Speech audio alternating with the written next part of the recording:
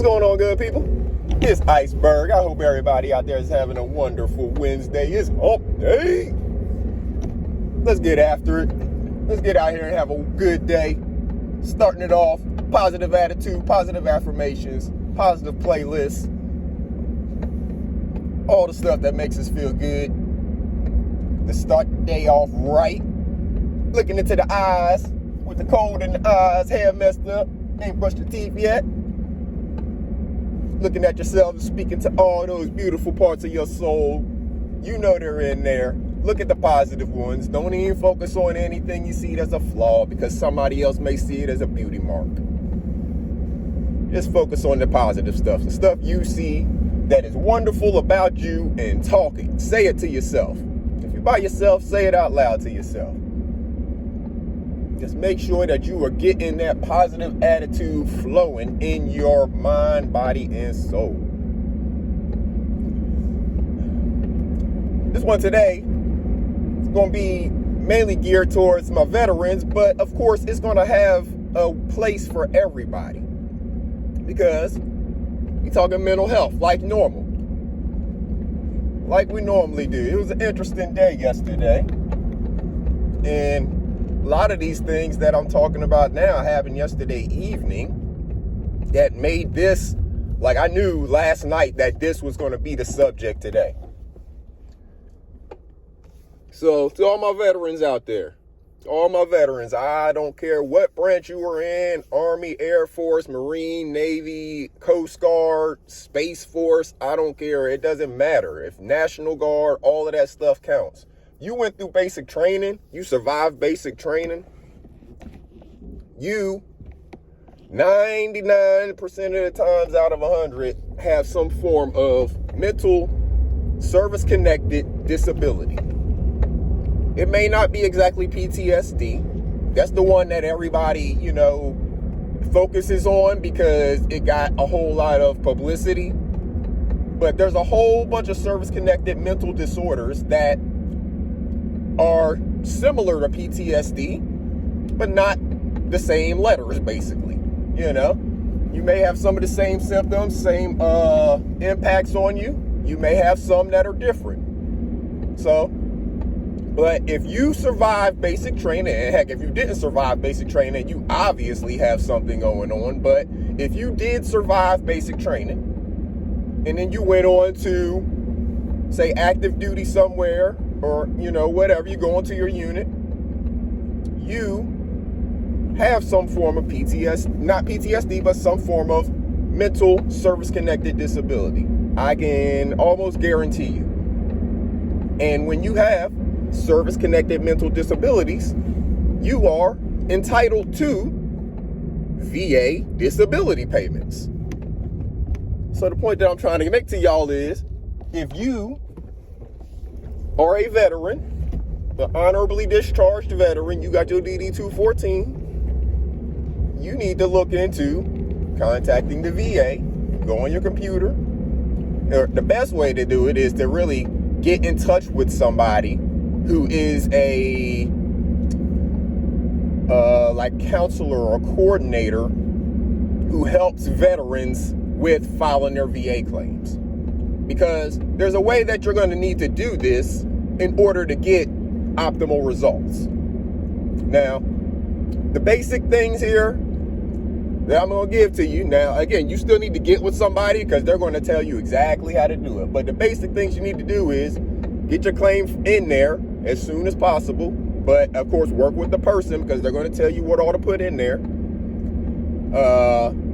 Upload your documentation to support your claim. When they contact you about appointments, doctor's appointments and stuff like that, go to them. When you get to those doctor's appointments, tell them everything that, they need to hear about your experience. If you sound crazy as hell in there, so be it. You're talking to a doctor. It's their job to evaluate that type of stuff. So don't have any fears or taboos or anything. What are they going to do to you? They can't do nothing to you harmful, you know what I'm saying? So be honest with them about your experience and then be patient because it's a long process for some. And depending on how long it's been since you've been separated, it may take them a little bit longer time to find things and evaluate things. You know how records are. I'm talking to everybody out there. And again, I'm just talking about if you went through basic training. Now, let's go beyond that.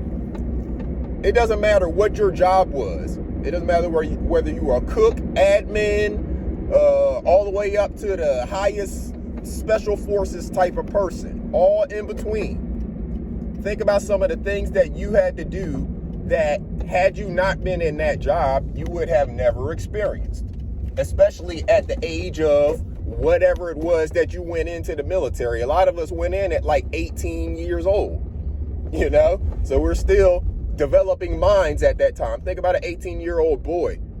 He's not fully mature, but a lot of stuff is being programmed into our minds through basic training and some of our experiences early on. So, all right, so think about the admin.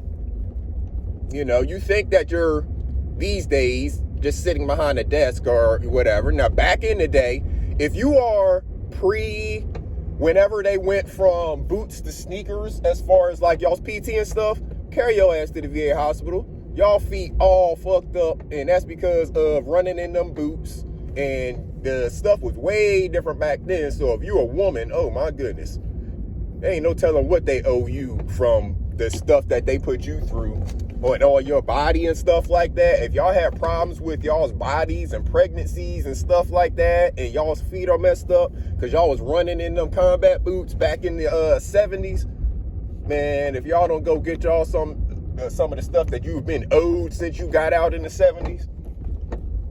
But if you are a newer person who, you ran his sneakers and stuff, and you don't have that, and you're thinking that maybe you were just sitting behind a computer.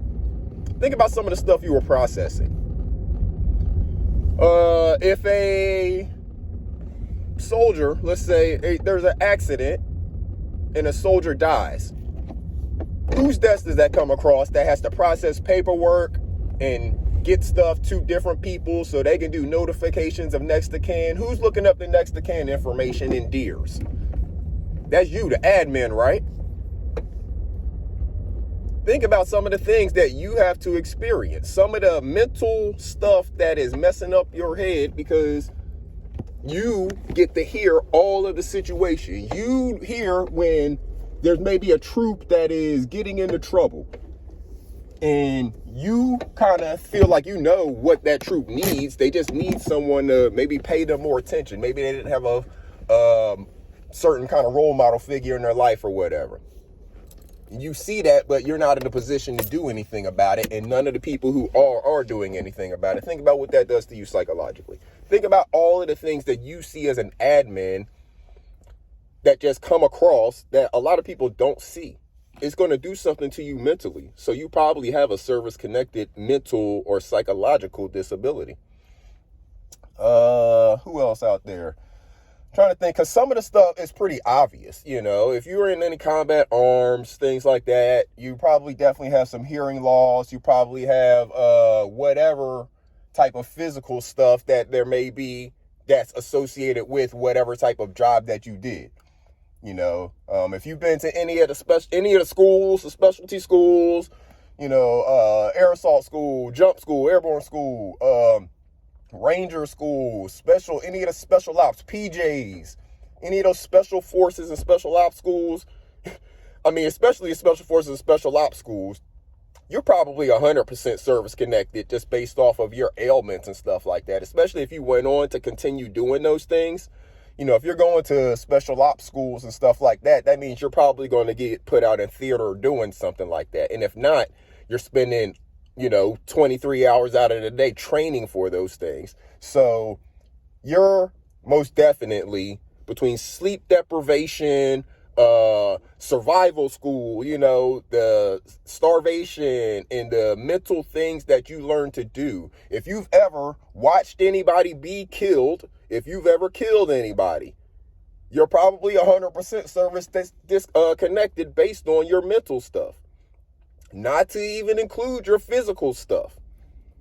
Go get yourself checked out is the point that I'm trying to make to you. If you are a veteran, if you are an honorably discharged veteran, get in touch with somebody who helps veterans with getting their VA claims submitted properly, so you can get the best results. Because there is a process to doing it, just like everything we know with, submitting things, and especially going through the government and stuff like that. There is a process to it. So make sure that you work with somebody who knows how the process works, can assist you in getting your claim filed. You get your claim filed, boom. Just got to be patient, because once they process it, they're going to back pay you.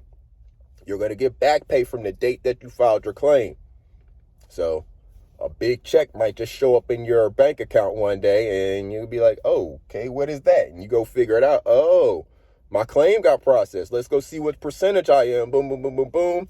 If you're over a certain percentage, like things, you get different perks unlocked for you at different percentages, basically.